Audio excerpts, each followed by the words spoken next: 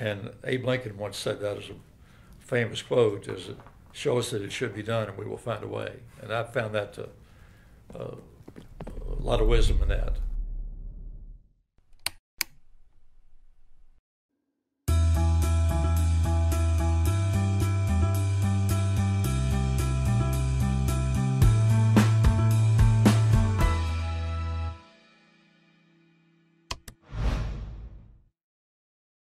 I remember shining shoes on the streets of Whitesburg to try to raise some money, and then I had a paper route. There was a weekly publication up there called the Mountain Eagle, and my paper route was in Hotspot, Kentucky, and my subscribers were probably a mile and a half apart, so I rode my bike and delivered to their door, and I think the price of the newspaper at that point in time was 10 cents per edition. So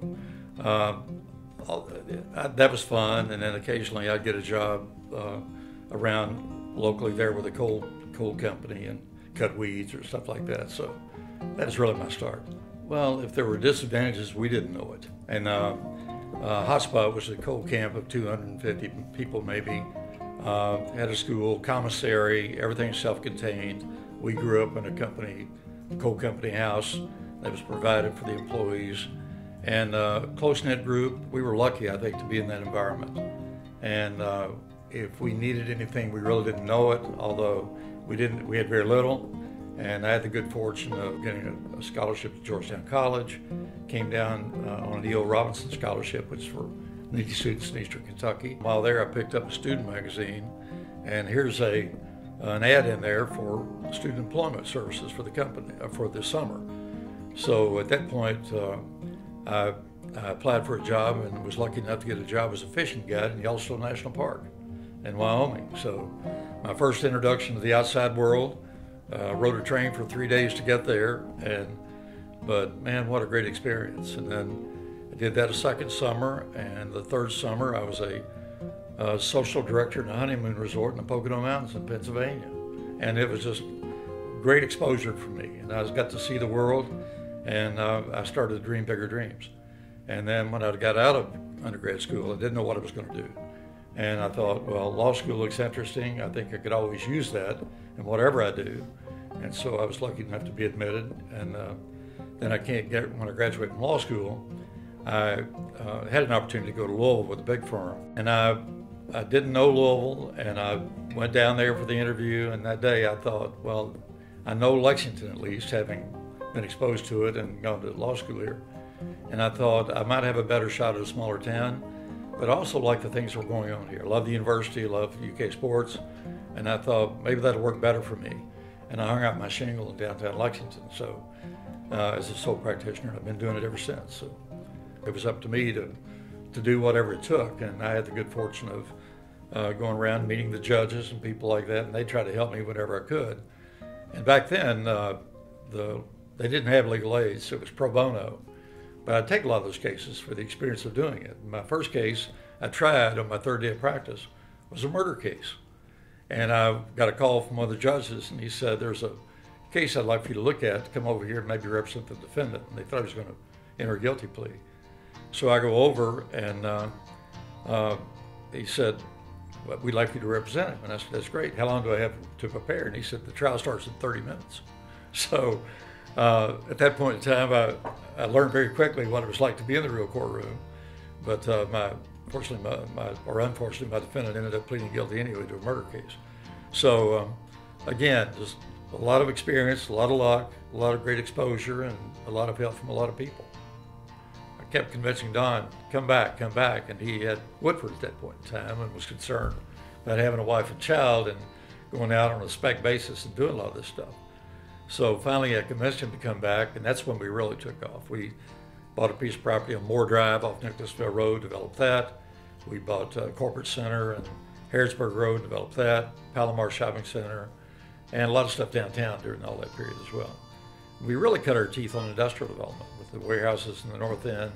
Melbourne Distribution Center was ours at that point in time, and a lot of diverse development. And also had the good fortune of starting small, doing what we said we would do, and then good things followed. And for example, We did 2 or 3 projects here. We ended up doing the Hilton Hotel project next door, this building, and pretty soon other cities started to come calling, and they would say, "Would you mind coming and give us a critique of what we would do there? Let's see what you can do." So we got started in that regard. We had a lot of life insurance companies that followed us, from MetLife to Prudential. They would follow us to do deals that we would do, and we went from Boston to the Marriott in San Antonio. We did, and again, a lot of exposure, a lot of great opportunities, and a lot of interesting people along the way they ended up teaming with. So it's been people like George Steinbrenner on the Yankees, and Donald Trump was one of their, we worked on a deal with him. Largest project we did was Austin, Texas, the Omni Hotel down there. So I go down there, not knowing anybody in Austin, but I did have MetLife with me. I found a city block owned by a trustee, blind trust. We didn't know who it was. It turned out to be Lady Bird Johnson. There's hundreds of stories like this. It just were right place, right time, and to think that you could come from hotspot Kentucky and see all this and do all this, is you pinch yourself sometimes. When we traveled a lot, we were exposed to a lot of the best of what the world had to offer. And we try to bring some of that back home with us, and every time we go out. And we did it here, and we also did it across the country. A lot of people in the Research Triangle in North Carolina, Durham, Raleigh, Winston-Salem, we did major projects there. Pensacola, Florida, Fort Lauderdale, Miami, all up and down the East Coast. And again, it was not only good fortune, but hard work and creativity, and people appreciated the quality with which we did our projects. The periods of recession were probably the most difficult. By the same token, they were probably the most rewarding, because you'd find the greatest opportunities then as well. But that's where creativity comes into play, and I think that's one of our strong suits. The easiest thing in the world is for somebody to say no, and the world's full of naysayers. You all realize that too. But again, perseverance, but find a way. And Abe Lincoln once said that as a famous quote, is show us that it should be done and we will find a way. And I've found that a lot of wisdom in that. And so an example of that's city center projects. That's all of you had to endure, but a lot of obstacles. We had the longest recession that we've had, deepest probably real estate recession. No money available, no projects in the world were going forward. So I didn't feel badly that we were sitting there waiting on that out. But once we got the opportunity, you saw what happened. So again, those people stood by us. Bill Marriott, the head of Marriott, was with us. Jeff Ruby waited 6 years to come, and had the opportunity to go where Tony's is, over in the square, because we own that too. Jeff said, "No, I'll wait. I'm happy with what we have, and we'll get it going." But you see what, waiting, it became a better project, and it's impactful, and it's huge. It's a great income provider for all of Lexington. Great jobs provider, as you mentioned. There were 1,200 construction jobs during this construction period, and 1,200 permanent jobs on the block once we finish. And to give you some idea of what it was like before, there were 30 full-time jobs in that block. It made a difference. And like it or not, you may not like this building, but what are the things that TV stations all show at night when they lead into the news? It's a skyline. It's alive. It's well. And Lexington is better than it's ever been in its downtown, I think. My personal opinion, but I'm proud of it. So there were good times and bad times in the business world, and you ride ups and downs. But I had the good fortune of surviving all of those, and quite frankly, my goal was to make a difference, and I thought I could, and I think we have, and we worked hard to do that. Kentucky's a great place because it has great people. I mean, I've known pretty much all aspects of the state, from the city of Louisville, the city of Lexington, to Whitesburg, to Hotspot, and not a finer group of people in the world. I've been from the impoverished all the way up through the wealthy, and without fail, they're the finest people in the world. So that in itself is a great starter. We have great natural abundance here. I mean, great beauty, the mountains. I still want to do something meaningful up there. I tried in the past, and I still think it's appropriate. We've got to get through the current crisis and get some federal funding up there for this, and it's going to come.